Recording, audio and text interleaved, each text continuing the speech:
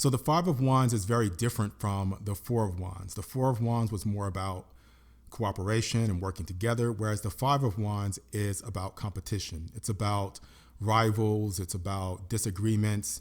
It's about trying to, battles of the ego, clashing, and not really working together. And so if we look at the card, we can see that there are five guys at the top of this hill.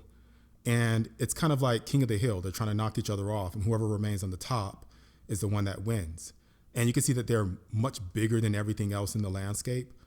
So that signifies ego, or putting yourself above everything else. And when we talk about competition, there's healthy competition, and then there's competition that just kind of causes problems.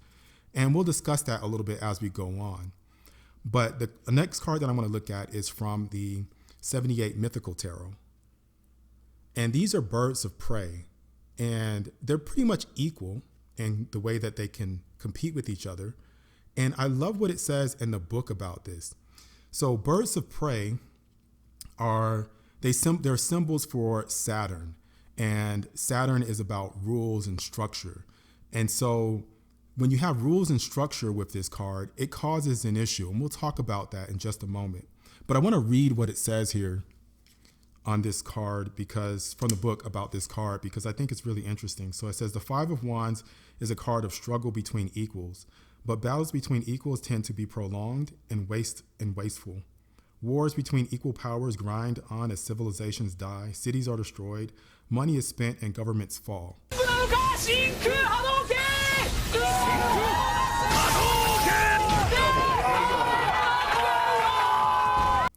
So it does kind of waste time. I mean, there could be better ways to do something instead of competition, but then again, it does kind of get the ball rolling. The next card that I want to look at is from the Starman Tarot. And on this card, you still see that competition there. I picked this card because there is a snake present, and snakes are also a symbol for Saturn.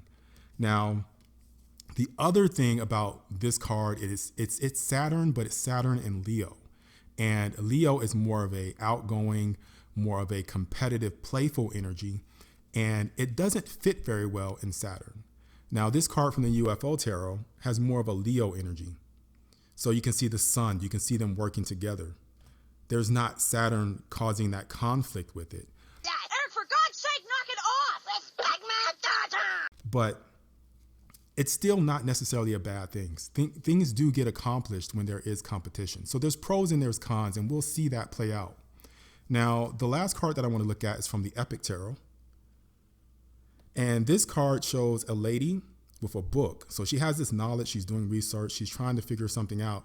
But then you have all these competitors around her, wondering what she's doing, trying to sabotage it, trying to get credit for her accomplishment, and surrounding her so that she can't make progress and she can't get it out to the rest of the world.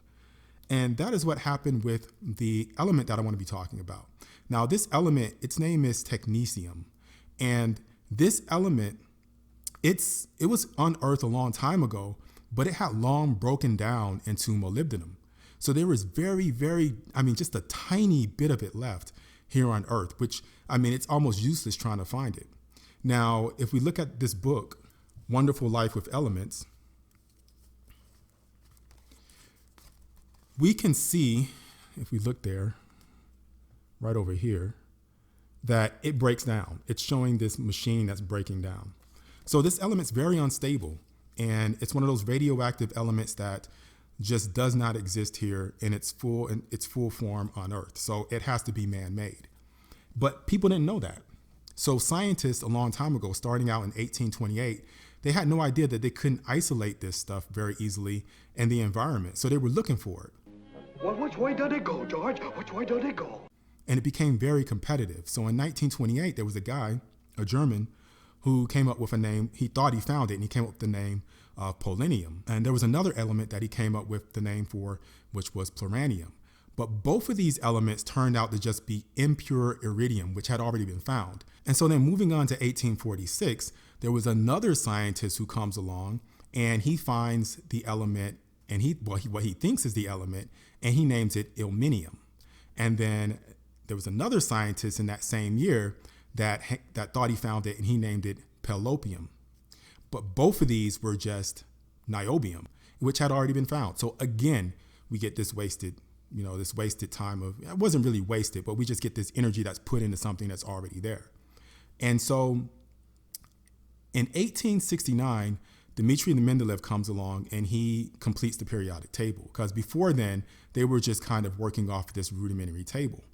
And so he completes the table and he leaves a gap there. So there's this big gap for this element that everyone's focusing in on. They're like, we want to find that element so that we can get credit for it. So this is where the competition starts to get really intense. And so all these scientists are looking for this element. But like I said before, if that element's not really around, you'd be hard pressed to find it. I will find him! So they're looking for this and they're really competing for this. And the struggle begins. And so a few years later, there's the Russians jump in. And so there's a Russian scientist and he comes along and he thinks that he finds it. He names it davinium. And it turns out that this was just the most rushed of any of the research, because this was actually 3 elements all together. None of them were technetium. So it was a total failure. What is it? And then after that, Japan jumps in. So Japan jumps in. Well, actually, before even Japan jumps in, there was another guy that came along and thought that he had it. And he tried to name it lucium, but this was yttrium, which had already been discovered. So everyone thinks they're finding this element. Everyone's wrong. Japan jumps in. And then there's this Japanese chemist named Masataka Ogawa. I think I said his name right. And so he jumps in and he names it after his homeland. So he thinks he finds it. He names it after his homeland. He names it Nipponium. And he realized that he made some mistakes. So he pulled back. He was like, nah, I was wrong. But the problem with this, and this is one of the most disappointing stories, is that he had actually discovered, after all these scientists were just having failures, he actually discovered an actual element. He discovered rhenium, but he didn't know it. So he backed off. It wasn't until 2004 that scientists looked back and realized that, wait a minute, he had already discovered rhenium. But in 1925, the Germans had come along and discovered rhenium and named it rhenium. And so, he didn't get any credit, and he was long gone before, people realized that he'd actually discovered this element. So he just, went on in history and didn't realize that he'd made a great contribution to the world. And so we move on here, and those same 3 scientists, those same 3 German scientists that discovered rhenium, decide to take another stab at technetium, element 43.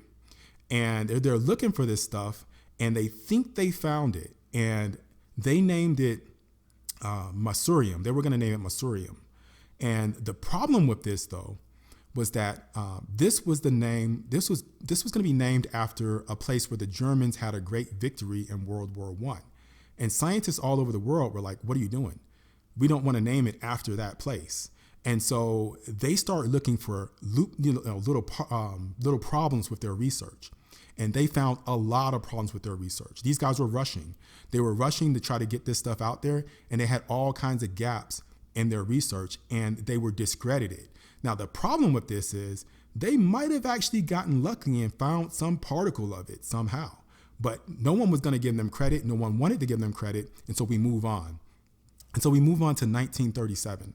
And then in 1937, 2 Italians come along and they realize that, wait a minute, we're looking for this needle in a haystack. We're not going to find it. This stuff must have broken down. And so they go searching for this stuff, but they're looking for a way to make it, not for a way to find it. So it turns out that they realize that there's an American that is probably making it and doesn't know it. So there's an American, and he's what he's doing is he has this atom smasher called a cyclotron, and he's smashing atoms together. But he's breaking these atoms apart, and he thinks that he's making smaller components and making other radioactive elements. But what he doesn't realize is he's also making new ones, and they're not going to tell him this. So they go into his lab and they're like, hey, we know that you use molybdenum for your experiments. So what we want to just take a little bit of it and just do some research. So he sends them happily some molybdenum. He sends it to their lab to Italy. And sure enough, there are some small particles of technetium in it. they totally take credit for it and leave this guy out. And I would have made millions if it hadn't been for you meddling kids. And so you see, something that might have been discovered a long time ago, we don't know, but with all this competition, there were mistakes, there were ideas that were lost, there were people that backed away, there were sabotage, there was all kinds of things that might have slowed it down. But then again, without this competition, would the ball really have gotten rolling? Would there have been that motivation? So there's pros and cons. There's things to look at when we think about competition. We think about, what really is going on here. And technetium is named after the Greek word for artificial. And I think about that and I think, okay, well, is competition something that is from the ego? Is it artificial? Or is it natural? I mean, we do see it in nature. We see animals competing for resources and for mates.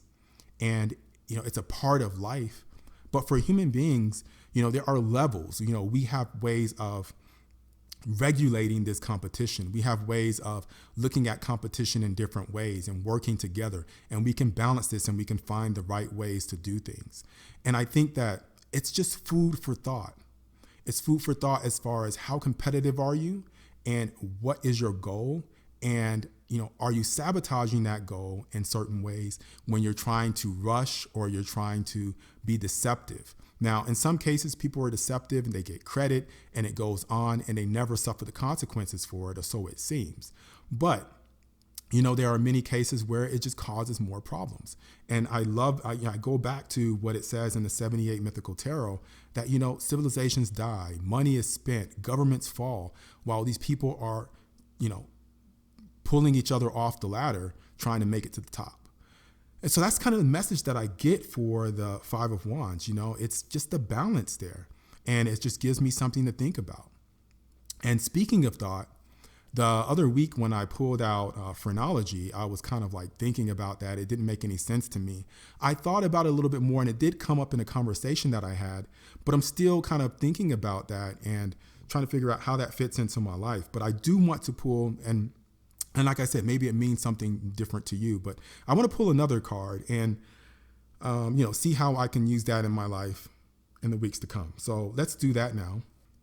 And again, when I pull these cards, it's not necessarily because I'm looking for some message or something like that, but maybe it's just a way to connect, something that I can add to my practice for the week and just really help me focus. So let's see what that could be. And maybe that's something that you might want to do as well, or you may even get a message from it, and it might be something that actually is something that you can incorporate, and a message that you can incorporate into your life. So let's see. For today, we get the Wheel of Fortune, which is so funny because I did a reading last night and I got the Wheel of Fortune. The Wheel of Fortune is more of a message. It's more of ups or downs. It says the Wheel of Fortune can rise you high or bring you low. You may feel like the luckiest person alive when all is going your way, but when a blow strikes, it can feel like the end of the world. The Wheel of Fortune asks you to be completely indifferent to both victory and defeat. If you live by this rule of acceptance, you will master the teachings of fate. Who can be both an unjust and cruel goddess, as well as a fair and generous one? Get your reactions in check and realize that the wheel has spun you into lessons designed for your learning, understanding, and spiritual growth. When you envy someone who rides high, know everything can change with the spin of a wheel that propels you to the same dizzying heights. That's interesting. It fits with this whole thing. It's like this message was just meant to be in this particular video. Because it's about competition, really. It's about, sometimes you win, sometimes you lose, but kind of accepting that and accepting, hey, it's a part of life. But, looking at it from a perspective of, you're not worrying about that and just doing what you feel is natural for you and doing what you feel is going to benefit you and society. That's really cool. So that is my video for this week on element 43, which is technetium, and the Five of Wands. So my name is Will. This is Atypical Tarot. Thank you guys so much for watching. See you next time.